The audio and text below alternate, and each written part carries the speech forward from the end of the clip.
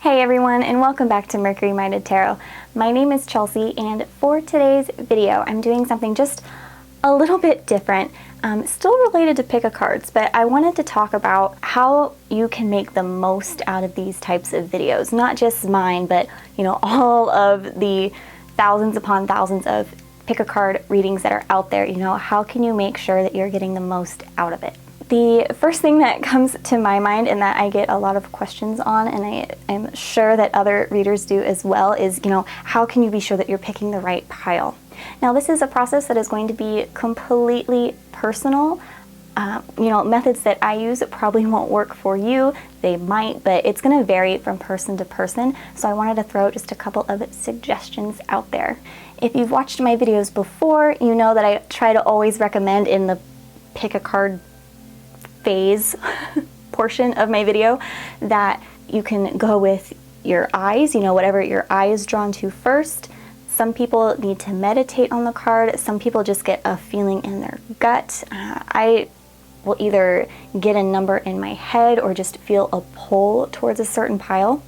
Now, this can be a process of trial and error, figuring out which one proves to be the most accurate for you. But go ahead, that's kind of the fun thing with these videos, is that we get to test and work on sharpening our own intuition as well. So go through a couple videos, use a couple different methods, see which one feels right to you. Another thing that happens pretty frequently with these types of videos is that you may feel pulled towards more than one. Now, when this happens, personally, for me, I always go with whichever pile caught my eye first. It's kind of like when you're taking a multiple choice test, they tell you to stick with your first answer and not go back and change it later because you're usually right the first time. That's the same kind of philosophy or mode of thinking that I like to use here as well. Just go with the first one, whichever caught your eye first. If you get through the reading and it didn't resonate with you, or you feel like there's still more, at that point I would go back and check out the second video, because it is very possible that there are multiple messages for you in these various groups. And on that note, actually, sometimes you'll go to a reading and you won't feel a pull towards any group, or you might feel something in one and then you just realize that none of the piles really hit home for you. That is normal. It's happened to me with other readers. It's happened to people on my readings. And typically that just means that there wasn't anything really vital, I guess, or there wasn't anything that needed to be said to you right then and there. We're not always going to be the intended recipient for these messages, I think is what I'm trying to say. Sometimes a reading just isn't for you, and that's okay. It totally happens.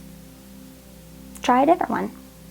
It's also really fun, if you don't resonate with a reading or a video, check out a different reader that does the same topic, because maybe you're just not vibing with that reader, or it's very possible that since there are so many of us that we're each picking up on something different. So it doesn't hurt to branch out, try different readers, kind of dip your toes, if you will, and see who really vibes with you. And even if you do find a reader who is consistently on point for you, it still doesn't hurt to branch out and explore others as well.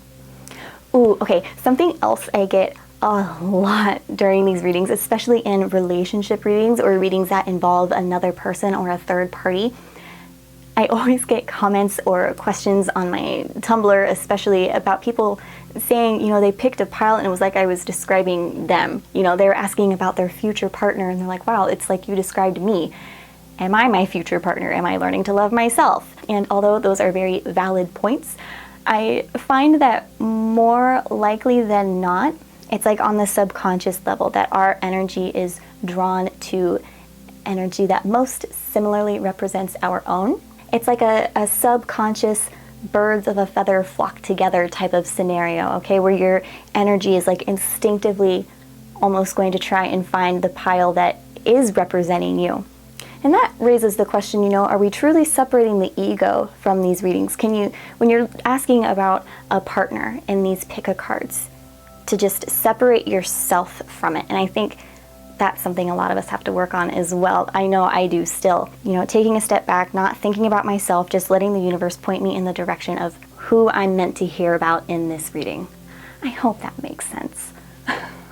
Now this next little tidbit that I have for this video, I think is geared actually more towards my own readings that I do here. I know other readers incorporate astrology into their work as well. I know I do a lot. Astrology is mentioned in every pick a card video that I do.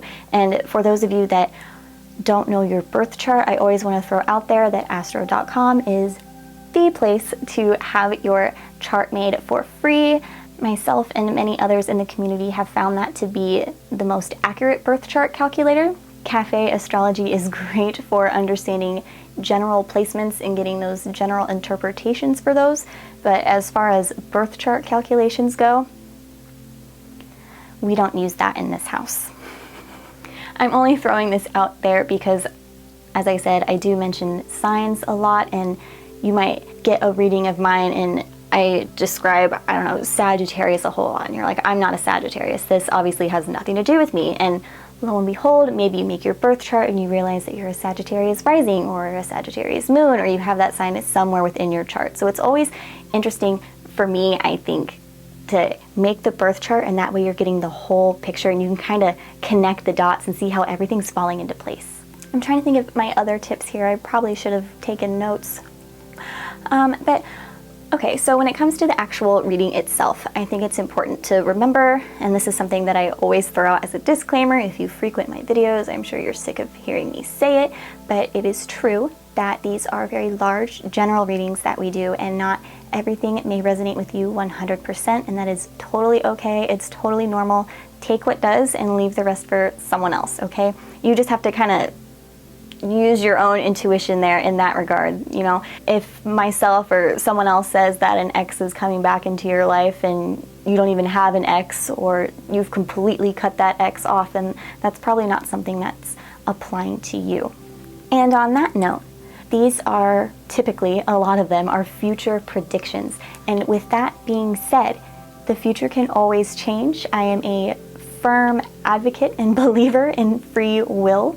So we have the power to shape our own futures. If you get a reading for your future that does not vibe with what you are going for, or is not what you are after at all, you have the power to change that. And this is something that's always changing. We are always shaping our paths and where we're going, and things can always change. So don't take everything to heart, especially if it's something you don't want to hear. It may not be applying to you, or you have to remember you still have the power to shape that and change that.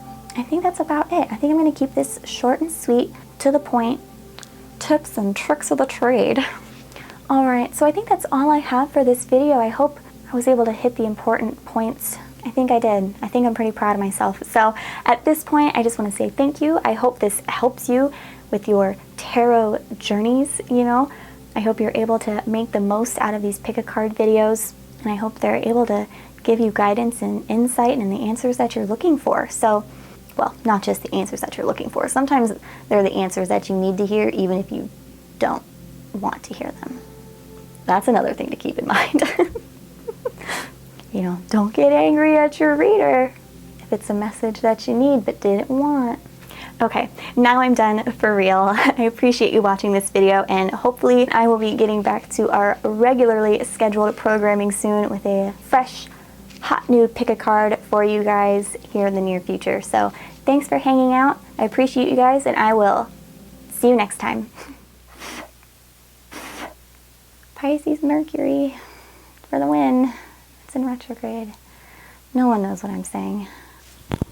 I don't even know what I'm saying. To our regularly